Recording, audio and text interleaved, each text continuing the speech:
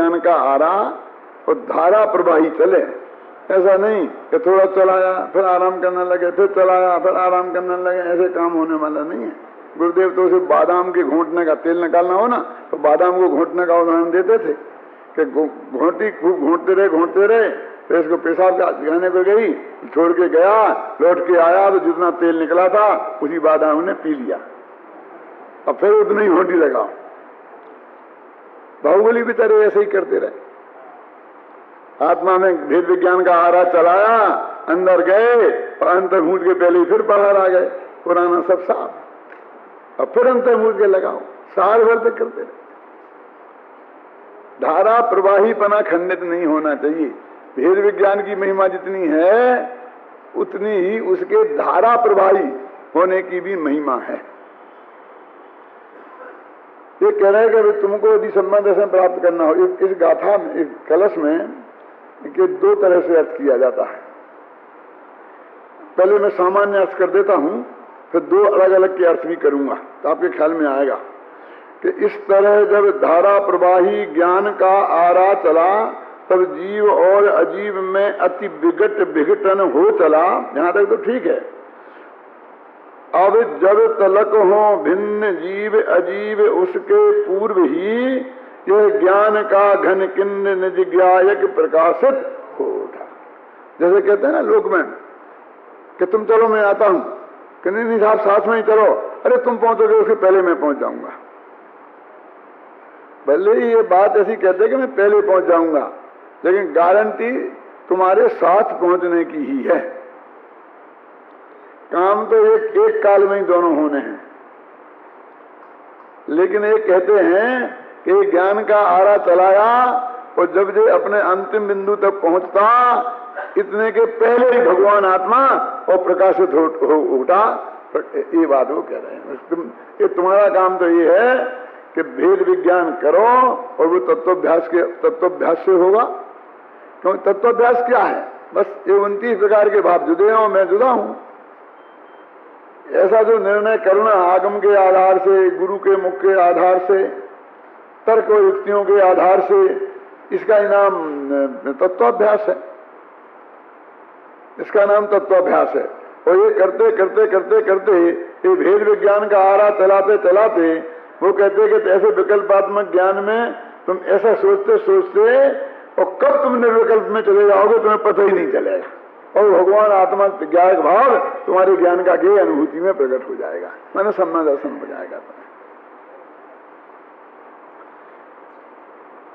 देखो देशना लब्धि तक का काम तो पूरा विकल्पात्मक है ना। आज सुबह जो लड़कों से पूछा जा रहा था वो विशुद्धि लब्धि और सूक्ष्म लब्धि का अंतर अच्छी तरह समझ नहीं पाए थे।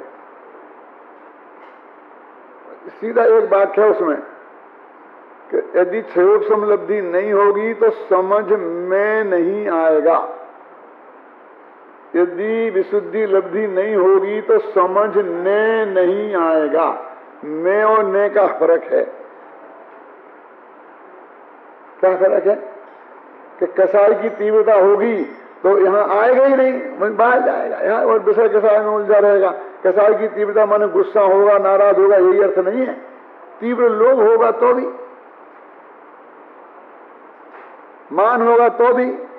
मुझे पूछा तो है ही नहीं, निमंत्रण नहीं आया। निमंत्रण तो आया था लेकिन फोन नहीं आया, कि फोन आया था लेकिन कोई लेने नहीं आया। कहीं ना कहीं अटक जाएगा है? कोई भी तो वो समझने नहीं आएगा, वहीं बाहर रहेगा। और यदि अंदर आ गया और ज्ञान में सूक्ष्म नहीं हुआ समझने का तो गुरु कितना ही समझाए उसकी समझ में नहीं आएगा। समझ अंतर सूक्ष्म लब्धि के बिना समझ में नहीं आएगा और विशुद्धि लब्धि के बिना समझने नहीं आएगा। ने और मैं का वो बोल तो रहे थे लेकिन उल्टा, कभी सीधा कभी उल्टा, उनको निर्णय कुछ नहीं था। कभी कहते सूक्ष्म लब्धि नहीं होगा तो समझ में नहीं आएगा, विशुद्धि लब्धि नहीं होगी तो समझ में नहीं आएगा। फिर नहीं ऐसा नहीं, ऐसा नहीं, ऐसा लड़खड़ा रहे थे।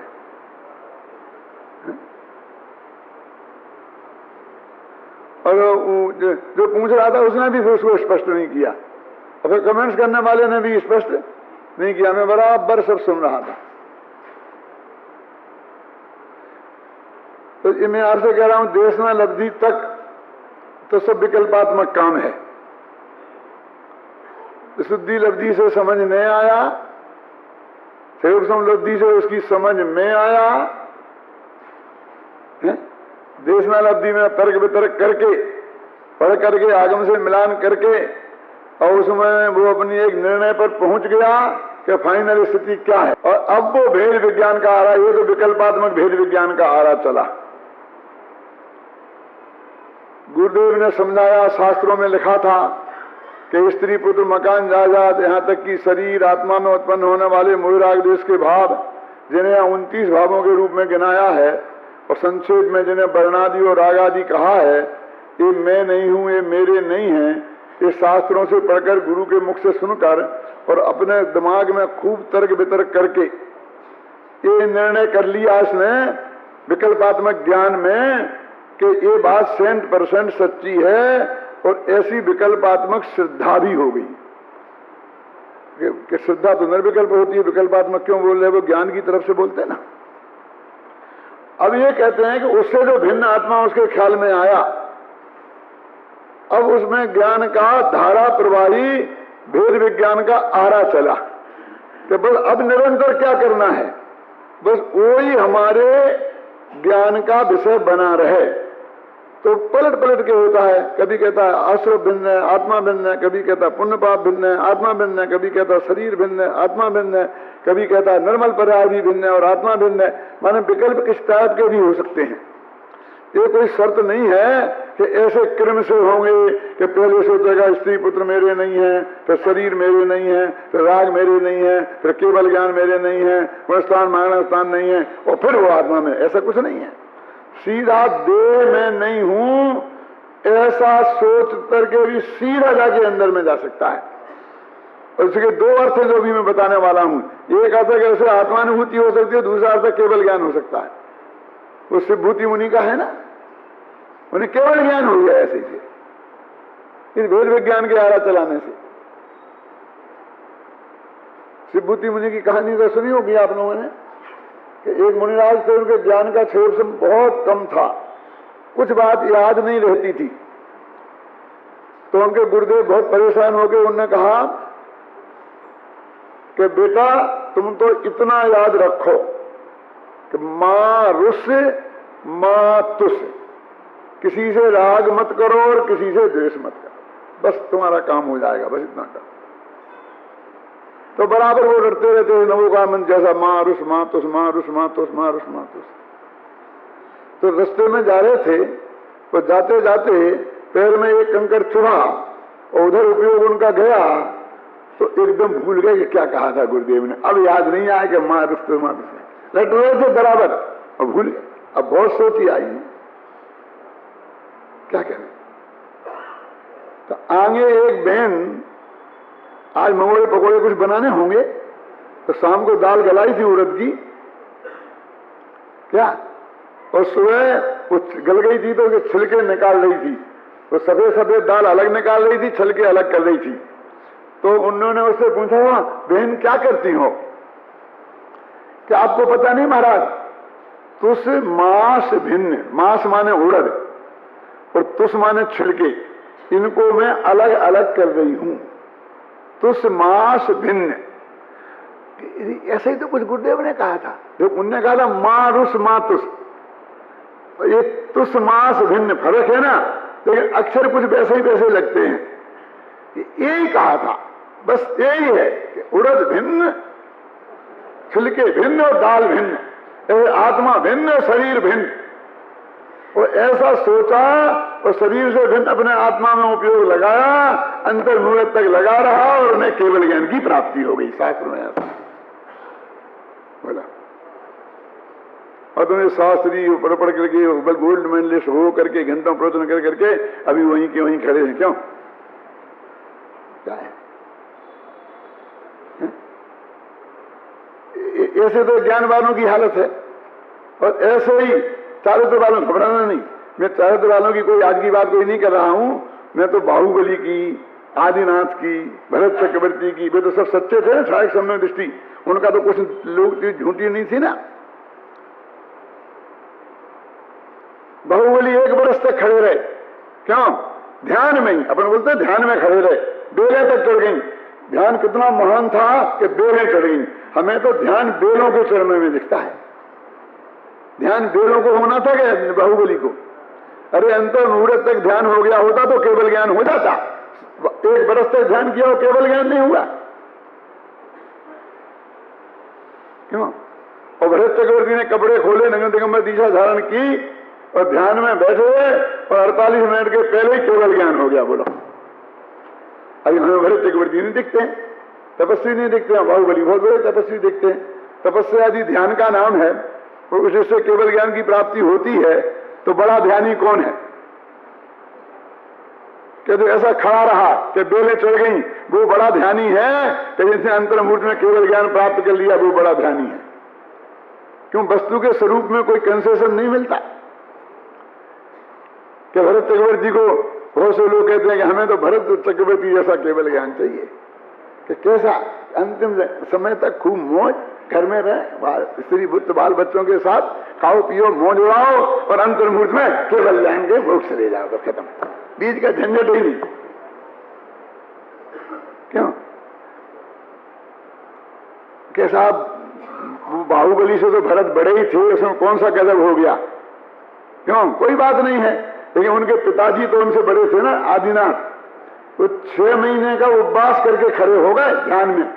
6 महीने में आंख नहीं खोली और उन्हें भी केवल ज्ञान नहीं हुआ। 6 महीने का उपवास किया तो भी नहीं हुआ। ये कोई नकली उपवास की बात मैं नहीं कह रहा हूं। आदिनाथ के उपवास में तो शंका नहीं की जा सकती है ना। क्यों? वो तो एकदम सच्चा होगा ना। फिर भी एक गारंटी है कि उनका ध्यान भी लगातार अंतर मुहूर्त तक उन 6 महीना में आत्मा में नहीं रहा। तुम्हें कैसे पता? कि शास्त्र में लिखा है ना कि अंतर मुहूर्तात्, कल बता था ना कि अंतर मुहूर्त में तो केवल ज्ञान हो जाता है। यदि रहा होता तो केवल ज्ञान हो गया होता। यदि टुकड़ों टुकड़ों में जोड़ो तो 6 महीने में, समझे ना, उनका 2 महीने तक लगातार उनने आत्मा का ध्यान किया था। बाहुबली ने 1 वर्ष में 4 महीने तक जोड़ो पूरे को आत्मा का ध्यान किया था। 4 महीना। क्यों? क्योंकि मुनिराजों का नियम है कि वे ध्यान रहते हैं 6वें 7वें गुणस्थान में, तो 24 घंटे में 1/3 ध्यान में रहते हैं 7वें गुणस्थान में, और 2/3 6वें में रहते हैं। ये शास्त्र की बात है, मेरे घर की बात नहीं है। तो अब 1 वर्ष के 1/3 4 महीने हुए ना, तो 4 महीने तो ध्यान किया और केवल ज्ञान नहीं हुआ। कि भैया तुमने कितना किया, हमें अकाउंट नहीं चाहिए, एक साथ लगातार किया कि नहीं किया, कि ये तो अन्याय है। ऐसा देखो, एक जो चिंती है यहां से दीवार पे चढ़ रही है और उसे छत पे जाना है, और वो चढ़ करके 5 फुट चढ़ी और फिर गिर गई, थक गई। तो फिर दोबारा उसे ऊपर पहुंचने के लिए 11 फुट चढ़ना पड़ेगा कि बाकी के 6 फुट? क्यों? अब वो जाकर के 11.25 फुट पे पहुंच गई और वहां से गिर गई, तो दोबारा उसे 11 फुट पे चलना पड़ेगा। 11.25 से 11 फुट पे पहुंचने में बहुत ताकत लगेगी।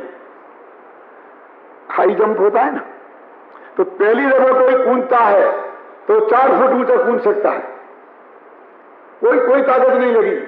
लेकिन 4 फुट से 4.25 फुट होने में पसीना छूट जाता है, बरसों लगते हैं। 4.25 फुट कूद लिया, फिर 1-1 इंच बढ़ाने में बरसों लगते हैं, और एक लेवल तो ऐसा आ जाता है कि वो कितनी प्रैक्टिस करे उस लेवल के बाद वह नहीं बढ़ सकता। समझ गए ना आपके? अंतर मुहूर्त में जितना काल केवल ज्ञान होने के लिए चाहिए, उसमें एक समय कम रह जाएगा तो उसका रिजल्ट भी वो ही है जो एक समय के ध्यान का है, आके लौट के नीचे आ जाए।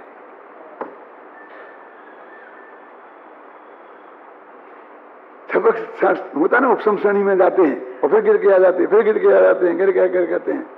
गिरते ही क्या बोलते हैं, मैदान जंग में दो ही लोग गिरते हैं सवार ही मैदान जंग में।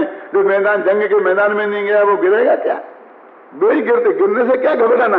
अरे वे भी गिरते हैं गया में गुणस्थान से लाला करके। मुनि एकादश गुणस्थान चल गिरत तहाते चित्त धानी और ब्रह्मत अर्ध पुदगल परावर्तन किंचित काल ऊन परमाणी। अरे भाई, लेकिन रास्ता यही है और कोई नहीं है कि तुम ये निर्णय करो कि मैं कौन हूं, आया कहां से और मेरा रूप क्या। ये स्त्री पुत्रादि मैं नहीं हूं, ये शरीर में नहीं हूं, ये राग द्वेष में नहीं हूं। इनको यहाँ समय सार के जीवाधिकार में 29 भावों में गिनाया।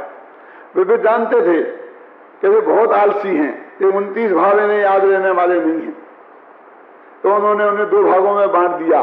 एक भाव का नाम रख दिया वर्णादि और दूसरे का भाव का नाम रख दिया रागादि। और वर्णादि में 20 रख दिए, रागादि में 9, आपकी सुविधा के लिए। देखो, नाराज मत होना। यहाँ पर ऐसे लोग बैठे हैं कि हम 25 साल से समय सार पढ़ते हैं, 50 साल से समय सार पढ़ते हैं। क्यों श्री कृष्ण जी, आपको 40-45 साल से तो मैं देख रहा हूं, पढ़ रहे ना, घबराना नहीं। बहुत है ऐसे लोग, लेकिन अभी के बताओ भैया, भी 29 प्रकार के भाव गिनाओ, सब फेल हो जाएंगे। मैं भी, घबराना नहीं। आचार्य हमारी इस कमजोरी को समझते थे, तो उन्होंने कहा इनको बांट दो हिस्सों में, एक को वर्णादि और एक को रागादि। तो ये बंटवारा किया कैसे? उसका कोई न्याय होना चाहिए ना, कि तुम्हारे मन में आया तो कर दिया कि नहीं। जो अघातिया कर्मों के उदय से मिले उनका नाम वर्णादि, और जो घातिया कर्मों के उदय से हो उनका नाम रागादि। झगड़ा खत्म। जो बाह्य संयोग के रूप में हो उनका नाम रागादि, और जो अपने विकारी भाव के रूप में हो उनका नाम रागादि, उनका नाम वर्णादि। एक न्याय से उन्होंने एक पद्धति निकाली। शरीर, स्त्री, पुत्र, मकान, जायदाद, ये सब वर्णादि में गए। राग, द्वेष, मोह, अज्ञान, ये सब रागादि में गए। ख्याल में है ना? ये मैं नहीं हूं, मैं इनसे भिन्न चैतन्य गायक भाव हूं। अब ये वेद ज्ञान का आरा तुम निरंतर चलाओ। देखो, ये विकल्पात्मक भी होता है और फिर ये धीरे धीरे निर्विकल्प भी हो जाता है। तो जब तो विकल्पात्मक होगा तो उसका नाम होगा व्यवहार धर्म ध्यान, और जब वो निर्विकल्प हो जाएगा तो उसका नाम हो जाएगा निश्चय धर्म ध्यान। क्या काम वही है क्या? अपने कहते हैं कि भाई तुम सोचो तो पहले मुंह से बोलते रहते हैं अपन, और फिर धीरे धीरे सोचने लगते हैं, और सोचते सोचते वाणी बंद हो जाती है, और फिर मन में ही विकल्प चलता रहता है, और धीरे धीरे विकल्प भी खत्म हो जाता है और ज्ञान में रह जाती है बात। ऐसी हर एक बात में रोजाना हमारे साथ होती है। सबसे पहले सन 62-63 में मेरे एक पेट का अपेंडिक्स का ऑपरेशन हुआ था। तो मुझे ख्याल है कि उनने मुझे बेहोश किया। तो पहले टोपा लगा देते थे, मुंह पे लगाते थे, तो मुंह पे टोपा लगाया और फिर बोलते थे कि बोलो 1 2 3 4, ऐसा बुलवाते थे ना। तो मैं बोलता था 1 2 3 4। धीरे धीरे वो मुझे याद है कि धीरे धीरे मेरी आवाज कैसे कमजोर पड़ती गई। क्यों? और बोलना बंद हो गया तो उन्होंने चीराचारी शुरू कर दी। लेकिन मुझे इतना याद है कि उसके बाद भी मेरे मन में 1 2 3 चल रहा था। ऐसा लगता था कि यहाँ जो कुछ कर रहे हैं गड़बड़, जैसे कोई रस्सी खींचता है ना, ऐसा कुछ कर रहे हैं, ऐसा लगता था। लेकिन ऐसा पूरा बेहोश नहीं हुआ था। और फिर ऐसा भी क्षण आया होगा कि जो विकल्पात्मक रह गया था वो निर्विकल्प ज्ञान में रह गया होगा। जब वो रह सकता है तो भगवान आत्मा क्यों नहीं रह सकता है? उसका नाम है भेद विज्ञान का आरा। तो कहते बेटा तुम तो वो आरा चलाओ, वेद विज्ञान का आरा चलाओ। तो क्या होगा? कहते पढ़ता हूं फिर, जब इस तरह धारा प्रवाही ज्ञान का आरा चला, तब जीव और अजीब में अति विघट विघटन हो चला। विघटन उनमें ये कोई अलग अलग नहीं हो गए, ये शरीर और आत्मा अलग अलग नहीं हो गया। ये तो केवल ज्ञान होने के बाद भी नहीं होता है। भगवान अनंत बैठे रहते हैं समोषण में, लेकिन हमारे ज्ञान में दोनों बिल्कुल अलग अलग दिखाई देने लगते हैं। हमारे ज्ञान में अलग अलग दिखाई देने के लिए उन्हें अलग अलग होना जरूरी नहीं है, क्योंकि स्वभाव से तो है ही ना। ज्ञान, एक का ज्ञान लक्षण है और एक का रागद्वेष रूप लक्षण है, विकार रूप लक्षण है। तो वो कहते हैं कि जब आरा चला तो विघट विघटन जीव, अब जब तलक हो भिन्न जीव अजीब, वे जीव अजीब वस्तु रूप से भिन्न होंगे, उसके पहले ही भगवान आत्मा हमारे ज्ञान का गेय बन जाएगा, माने आत्मा का अनुभव हो जाएगा कि केवल ज्ञान हो जाएगा। देखो शरीर से भिन्नता की बात सोची तो केवल ज्ञान तो 13वें गुणस्थान में हो गया, वो शरीर तो भिन्न 14वें गुणस्थान के भी अंत में नहीं हुआ। बोलो कैसा? अब हम तो जब शरीर और आत्मा को अलग अलग करोगे तब हम अलग अलग मानेंगे, और तुम जब तक मानोगे नहीं तब तक भी अलग अलग होंगे नहीं। अब दो ही जिद पे अड़ गए कि पहले तुम अलग अलग करो। अरे अनंत भगवान ने माने थे तो राग खत्म हो गए, सर्वज्ञ हो गए, तब भी शरीर और आत्मा अलग अलग नहीं हुए थे, एक क्षेत्रावगाह रहे थे कि नहीं रहे थे? अब हम तो यहाँ से शुरू करते, हम यहाँ से करेंगे, हम यहाँ से करेंगे, हम यहाँ से करेंगे। बोले कि तुम ज्ञान में निर्णय करो कि ये होगा, उसके पहले ही भगवान आत्मा में केवल ज्ञान की प्राप्ति हो जाएगी। दो तरह से अर्थ है। पहला अर्थ ये है कि आत्मा का अनुभव हो जाएगा, और दूसरा अर्थ ये है कि केवल ज्ञान हो जाएगा। क्यों? कि वो मोह के नाश की विधि है ना। तो मोह जो है दो प्रकार का होता है, एक दर्शन मोह, एक चारित्र मोह। दर्शन मोह माने मिथ्यात्व, और चारित्र मोह माने राग द्वेष के परिणाम 25 कसाएं। तो दर्शन मोह माने मिथ्यात्व। तो मिथ्यात्व क्या है? तो समझो बहुत खतरनाक है, अनादिकाल से हमारे पीछे पड़ा है, और उसकी वजह से हम 4 गति और 84 लाख योनियों के चक्कर में पड़े हैं। और वो तो भैया बहुत कठिन है, कुछ कठिन नहीं है। सिर्फ क्या है कि अपना आत्मा और ये सारा जगत, इन दो के बीच में भेद विज्ञान करना है कि दोनों जुदे जुदे हैं, और भेद विज्ञान करके साथ में ये करना है कि ये मैं हूं और ये मैं नहीं हूं। यानी पर से भिन्न अपने आत्मा को जानकर उसमें अपनापन करना, इसका नाम सम्यक दर्शन है। एक कहाँ कठिन है? तो ये काम कैसे होगा बोलो अशोक जी? कितना उपवास करेंगे तो घबराना नहीं, पूरी बात सुनना मैं क्या कहना चाहता हूं। उपवास के विरोधी हो, कहां विरोधी हो? मेरे सददेव के उपवास का विरोधी था, जो मैंने आपको बात बताई। मैं तो कह रहा हूं किससे क्या होता है। अपने बेटे को हमें मेडिकल कॉलेज में भर्ती कराना है, ऐसा अब नियम है कि ये 12वीं क्लास साइंस से पास होना चाहिए, फिर प्री मेडिकल टेस्ट होगा, तो उसमें उसके अच्छे नंबर आना चाहिए, फिर एक मौखिक इंटरव्यू होगा। वो पूरी प्रक्रिया है कि नहीं है? तो मेडिकल कॉलेज में भर्ती करने के लिए वो प्रक्रिया पार करनी पड़ेगी कि नहीं करनी पड़ेगी? क्यों? अब मैं आपसे पूछता हूं कि मेरे बेटे को मुझे मेडिकल कॉलेज में भर्ती कराना है, तो कितने लाख नवोकार मंत्र का जाप करें? क्यों? तो वो बेटा भर्ती हो जाएगा, मुझे बता। नवोकार मंत्र से नहीं होगा तो भक्तांबर का पाठ कराएंगे तो हो जाएगा 24 घंटे का। कहां बैठा है पूरन? हाथ उठा, हो जाएगा। ये तुम्हारे इंदौर का हमारा मामा का लड़का है, ये भक्तांबर मंडल। मैं इंदौर में था, मैं मोक्ष मंडल का था, ये भक्तांबर मंडल का, इसका बाप भी था और एक मेरे मामा भी था। कितना भक्तांबर का पाठ करेंगे तो मेडिकल कॉलेज में बेटा भर्ती हो जाएगा? बोलो। तो नवोकार मंत्र का जाप करें कि नहीं करें? कि खूब करो। पूजा पाठ करें कि नहीं? खूब करो। लेकिन साथ में बेटा से कहो कि पढ़ाई भी करे, वो परीक्षा देने जाए, वो प्री मेडिकल टेस्ट में बैठे, अकेले इसके भरोसे नहीं बैठा रहे। ये बात इसमें कह रहा हूं तो इसमें मैंने नवोकार मंत्र का अपमान किया? उसकी एक विधि है, और इस बात को आप बहुत गहराई से मानते हैं। मानते कि नहीं मानते हैं? क्योंकि कोई आदमी उसमें जरा भी ढील नहीं करता है, भले ही यहाँ पाठ चलता रहता है और वहां बाकायदे फार्म भरता है, ये करता है, फिर सिफारिश भी लगाता है, फिर कोशिश भी करता है, और डोनेशन के नाम पे घूस भी देता है, और फिर कार से हुआ कि मैंने 1 लाख जाप कराया था ना, उससे हुआ, उसको श्रेय देता है। तो दिया तो घूस काय को दी कि डोनेशन था, घूस नहीं थी। तो डोनेशन देना तो मंदिर को क्यों नहीं दिया, हमारे टोडरमल हमारे भवन को क्यों नहीं दिया, उसको क्यों दिया, क्यों? विचार करो।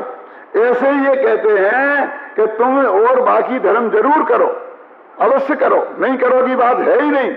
लेकिन यदि आत्मा का अनुभव करना है, सम्यक दर्शन प्राप्त करना है, केवल ज्ञान प्राप्त करना है, तो अब सारी दुनिया को दो भागों में बांटकर उनसे भिन्न में अपना आत्मा को जानना पड़ेगा और उसमें ये हूं ये मानना पड़ेगा और ये आत्मानुभूति पूर्वक मानना पड़ेगा। क्या ये आत्मानुभूति पूर्वक मानना पड़ेगा? क्या चक्कर है? मान लिया ना, गुरुजी ने समझाया, शास्त्र में पढ़ करके मान लिया ना कि नहीं, ऐसे नहीं चलेगा।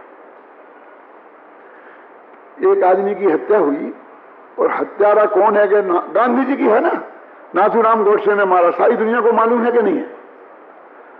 10 साल तक केस चला।